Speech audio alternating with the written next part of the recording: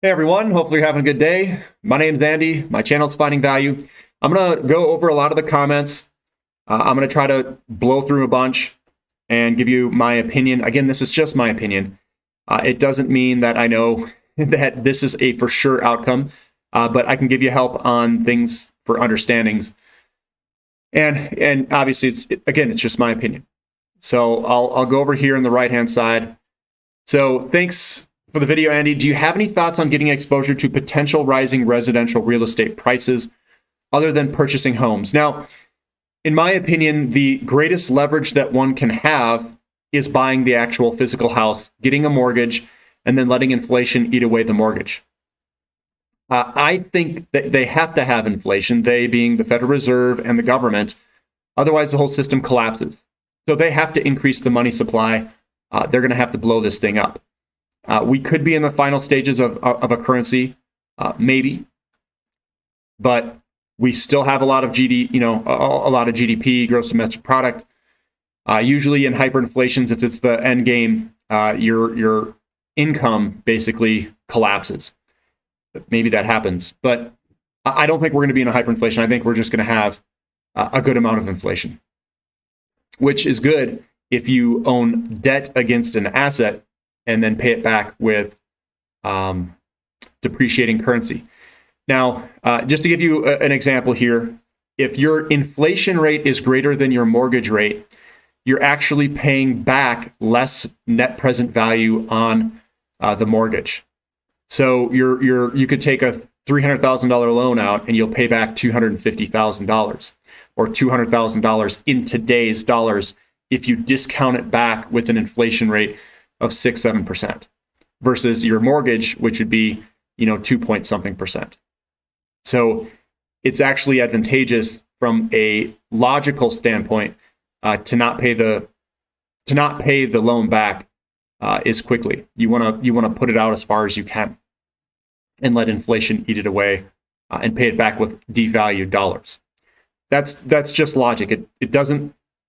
Psychologically, people also may want to pay it off faster for psychological reasons or for retirement. It's just the way that people think. So, but mathematically wise, you wouldn't want to pay it back.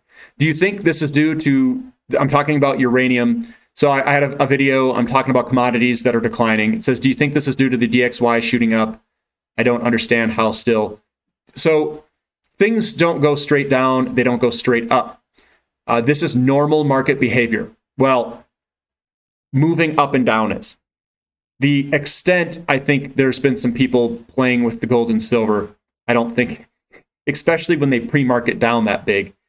But I think what's happening, here's my take on it. I think the big banks are purposefully shooting things down where they can position. And I think they're positioning to go long in commodities in general. The DXY shooting up is going to put pressure on commodities, and you're going to see a sell-off. Now, is the sell-off done? That's where I am being slow to enter back into the market in some of these areas with the new money to add to positions. Remember, I have a lot of money already in commodities, so I'm riding through this, and I want to see a stabilization base or some sort of signal where we stabilize and turn back up. Then I'll buy back into it. So I've been slow to give you guys signals and just say, start firing away. If you want to, go for it. And there's nothing wrong with it. I still think on the long-term perspective, we are going to kill it. Could we see more downside? That's where I'm like, I don't know yet. I want to see it bottom and turn and then buy into that strength. That's kind of the trader mentality. In investor mentality, you can do whatever you want. I mean, you could cost average in the entire time.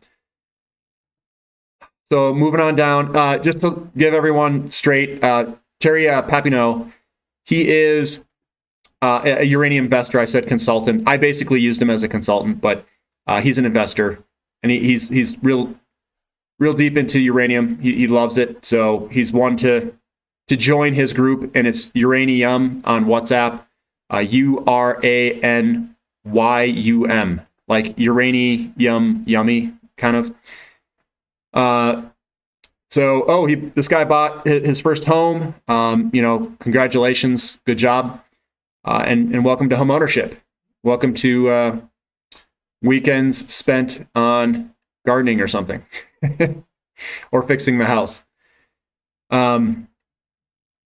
This guy's reducing his exposure to gold and silver. This usually what happens when the market wears someone out. I just don't get worn out. I just stay in it. So I'm long, and I own a lot of physical metals. I also own some of the mining companies. I don't think anything's changed, and we've got some patterns. The Huey to gold ratio and the way that thing's behaving. I think we're going to see a bottom soon. This is where new investors start. They start to sell. They get scared. They get frustrated, and this is kind of where I'm like, well, should I add in more? I mean, I'm looking at it. I want to buy into strength, so I'm waiting for the bottom. It's BlackRock bidding up prices, not real home buyers. That very well could, and there could be other people buying homes, but they are buying the homes. They are taking ownership of them, and maybe you could look at this from a different perspective. On the bottom of a bubble, you have smart buyers, which are basically nobody really knows what's going on. You put in this bottom. And then the second phase is institutional investors. You could say that BlackRock and these guys are institutional investors and that we are at the beginning stages of the institutional investor ownership before a blow off top in residential real estate, which could be a couple years away. So we could be saying that the institutional buyers are coming in right now and starting to load up. And I still think it's of good value. But that's me. I'm sure there's people that will disagree, that think that real estate's in this big bubble, and maybe it is. I just don't see it in the data yet. That's all. So here's someone, Andy, you mentioned inventory. Where will it come from? Demographics, my friend. The baby boomers are the largest single-family homeowners in the country and are the least prepared for retirement. There's the inventory uptick over the next decade.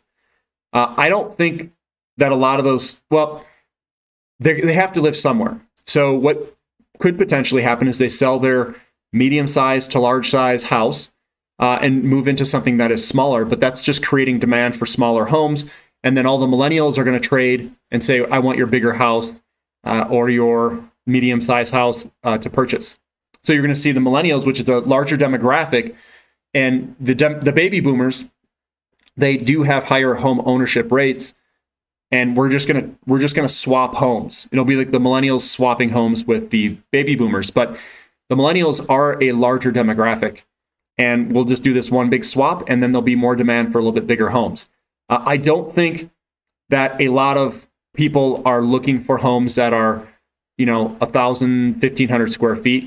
I think the sweet spot's probably more like 2,500 to 3,500 square feet, especially if you have a larger family. I think the home I live in, I think it's like 3,800 square feet or 3,700 square feet. And I think it's about the right size. Basically, it's a 2,500 square foot house, middle and top, and then I have a basement. And I'd say that's about right, 2,500 square feet. We have 6 people that live here, which is quite a few people. If it's only a family of like 3 or 4, then yeah, I would cut that in half or something.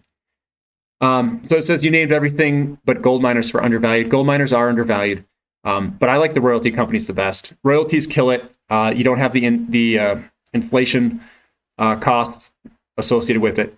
It's just price and volume. And I try to convince myself to not buy as many royalty companies, but I keep piling in them. Uranium really doesn't have too many except for Uranium Royalty. I'm going to buy some more in that eventually because it's coming down. I might establish a little bit bigger position in it. So there's that. One guy said that Stockaholics made 2 interesting bearish videos on copper and commodities. Interesting observation that a lot of copper major insiders are selling now or have sold recently. Another interesting thing was a slide from some copper major deck, I think, showing closed copper mines and at what copper price they would be profitable. Basically, supply that could come back online. I wouldn't see that as a negative, though. It all depends on what the future demand is. And from a commodity perspective, I don't know. Maybe I'll check it out. Maybe I won't. We've always seen commodity booms with a weaker dollar. So if we have a weaker dollar, commodities will go higher. Just that's been the history has shown that, and that correlation. So Coming on down. It is bizarre. Inflation is raging. Nominal yields are falling hard, meaning real yields are falling even harder, but gold is selling off and the dollar is rallying. Truly bizarre, completely nonsensical, will not last. I completely agree. I look at some stuff and I'm at a loss for words. When I see the yields go down, we have like the CPI going through the roof, which means real yields are falling hard, and the dollar going up. I'm just scratching my head going, what the heck is going on? Maybe these guys are afraid of something in the short term.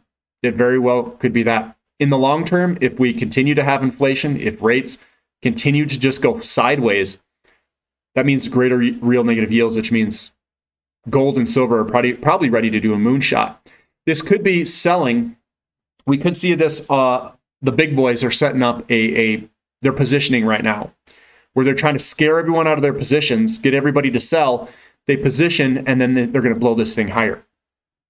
They're just flinging around retail investors as they're the most afraid of anyone and I'll call it the least educated in terms of being investors, where they'll just offload shares at lows and they just get all washed out.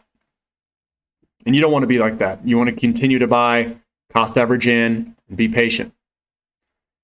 It says, hi, Andy, for long-term investment, non-commodity, you mentioned companies that control the selling price of their products. Might you have examples? So that's any company that controls the selling price. So Chipotle would be one. I'm not saying to go buy it right now, but that would be a company, if I had bought it a long time ago, that you continue to hold on. Google, a tech company. I mean, I'm using Google. It's YouTube. I get a check from Google from the advertisements, and I think they're going to continue to be a big player. So I wouldn't really trade in or out maybe of that company. But there are companies that control their selling prices. It could be a alcohol company. It could be a food company. It could be anything that I think will do well over the long term. It could be software. Roku is looking good. ROKU. That broke its downtrend. It was kind of pulling back and then it broke to the upside. But also keep in mind, we are at high PE ratios, and when interest rates go up, PE ratios will contract. So it depends on the company. So I just wanted to throw that out there. And I think that's probably about enough. We're at almost 13 minutes. So if you guys have any other questions, put them in the comment section. I'll try answering whatever I can. And thanks for keeping the comment section pretty clean. You guys are doing a great job, and we've had this pullback here recently. A lot of you guys, you're buying into this kind of pullback, which is, I mean, it takes guts to do that for some people, especially if you're a new investor. And then this pullback hasn't been too bad. It's not like we're blowing out everything. But I mean, I felt, some of my companies have pulled back quite substantially. I just hold on, and I've been buying into some of the companies. I did buy some more Nova royalty. I do like the royalties. I'm looking at uranium royalty still. I had that little starter position to get it in front of me, and now I'm starting to look and pick it up whenever I see strength. When it bottoms, turns, and turns around, I'll buy a bigger position. So I'm trying to look and see at my options. I do like copper a lot. It's coming down too. Some of these copper companies coming quite a bit off their highs, and I'm getting more excited as it comes down even further. And if some of them, if they get cheap enough, I might have to find something to sell and just really load up, because I think we broke the big picture downtrend pattern. We broke it. They usually have one last kind of back test, and then we run to the races. And we're seeing that in all of these companies: gold, silver, platinum, copper, oils. Right, it broke out of its big downtrend pattern. Man, this is ready to go soon. So be patient, find your best companies, create a list, wait for them to bottom and turn, and buy into that strength, and then keep your fingers crossed. Have fun doing it. So if you guys like this, please give me a thumbs up. Thank you for listening. This is Finding Value.